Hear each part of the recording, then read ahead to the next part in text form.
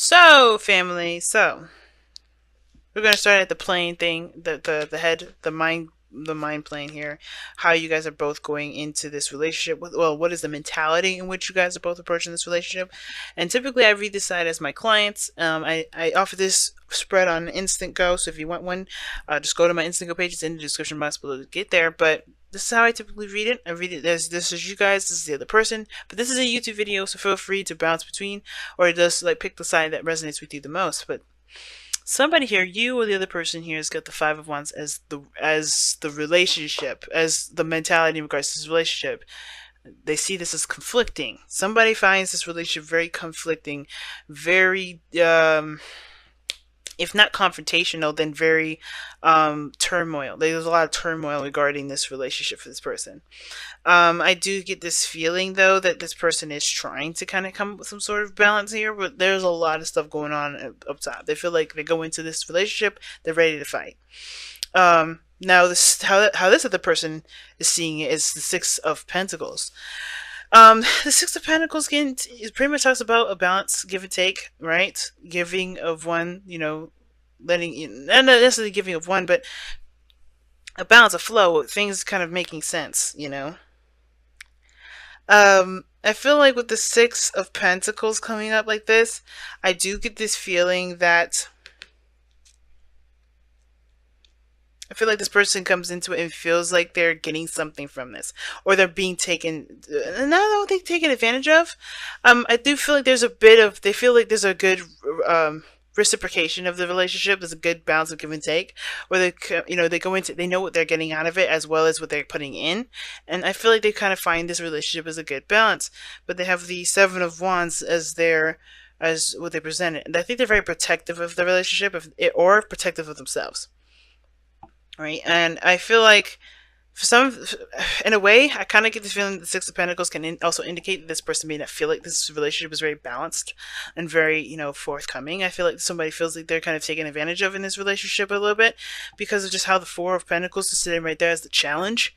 Somebody is not, and then you have the defensive energy right after that. So somebody could be feeling super defensive about how the relationship is going because they feel like they're being either taken advantage of, or they're not receiving enough, or they're not, or whatever. There's some sort of dynamic in the relationship that's a little off right now. And that I can understand that, considering this is someone else over here that's kind of like in their head, really kind of dealing with some sort of internal turmoil here, or they feel like they're preparing for a fight. But this person's very defensive, right? They feel like that's, they give a lot and they're defensive. But this sort of turmoil here has caused this person to kind of feel like, I feel like this person knows that they're independent. They don't necessarily, have to lean on anyone to get to success. They don't have to be very dependent. But the person is very alone and very bored of how things are going. Not in a sense of like, oh my god, I'm bored. This person is boring. More like this person is not engaged in the relationship. That could be. Then now the Knight of Cups can indicate romance. Uh, Romantic conversations, things like that. And I feel like the romance is kind of on the up, and as like it's I don't know if it's involved because this person here is got the Nine of Pentacles. This is the single person card. Somebody's showing to be very single, very eligible, a bachelor.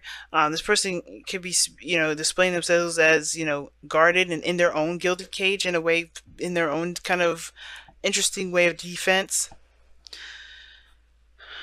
Because this conflict is here, I think this person maybe is in their comfort zone and they're just chilling in there. Because just by the way this looks, there's a lot of stuff going on up top. There's a lot of conflict going on up top, a lot of turmoil going on up top. This person may be in their comfort zone right now. They may be just like, disconnected from the world, just kind of keeping to themselves. They're not trying to kind of break out of that. And I think this person is in a way defensive too. They're not like, somebody's like, oh, hell no. I gotta protect what's mine. Okay? But where this is all coming from is the Hierophant for this individual. Right? As far as this commitment to themselves, this change in routine.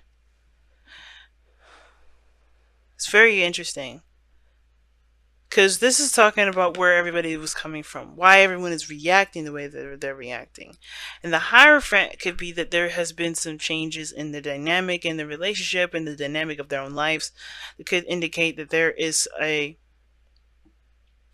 um it's because of commitment itself that's keeping them from being able to let the guard down. This person may not have their guard up at all in regards, again, regards to the person. They may not feel like, this is just kind of like a another interpretation of what I'm seeing. This person doesn't have to feel like this, like they've taken advantage of. But I do kind of get this feeling though that maybe this person does feel like they give too much in the relationship. Therefore, they're not looking to settle down because the Hierophant is the foundation. That's the reason why commitment. Now, this person could still be protective of the commitment itself.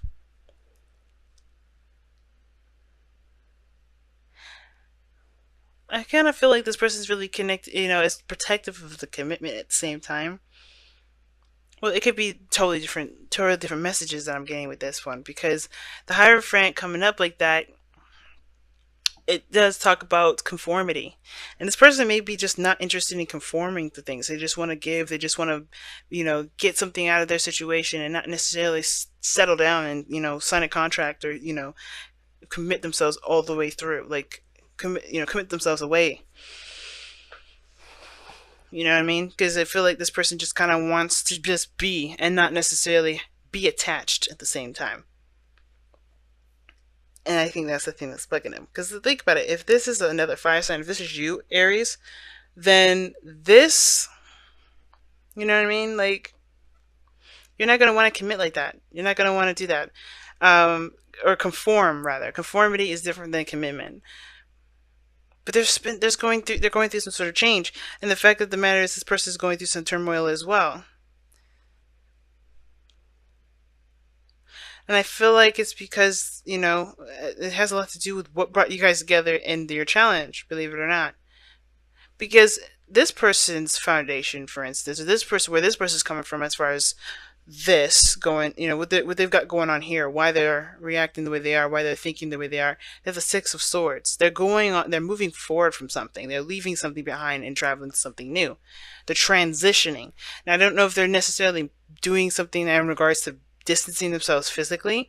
Obviously, this is a spiritual aspect, so this is not really, I would never think of this as a physical move or physical travel, but I do get this feeling though that with the the Six of Swords here, this person is going through a transition. They're letting something go. They're moving on from something. Um, but it's still very difficult, because this is leaving behind something familiar, something that they're used to. And I think that's why they have the turmoil going on up top, because they're discovering something new. They're doing something that is a little foreign here, right? And I feel like that's why they're kind of showing that they're either bored or they're kind of like stuck in a gilded cage. And I feel like they're having they're having a hard time moving on from some place that they know that's safe into something new, right? Because that's the newness, right? Newness here, you have traveling, moving on, and this is very polar opposite. Yeah, you may be confident, maybe independent, and you feel good about where you are, but it doesn't mean that you're cool about moving on. And I think that's just it, moving on. This person's defensive here because they have standards and traditions and regular routines that they got going on, or a certain way, a certain belief system they're staunch on, right? That's changing. And the Knight of Cups, yeah, it's change. It's mutable. That energy changes a lot, and I feel like this is because of how each person is feeling. It's about what they want. And I feel like in order for each person to get what they want, they have to leave a comfort zone, which is why they are together, right? To face the challenge together, leave behind the comfort zone. Because the challenge is what's holding them back, right? It's the card that it's what holding stuff in, not expressing, not coming out, not opening up. But what brought these two together is this Four of Cups.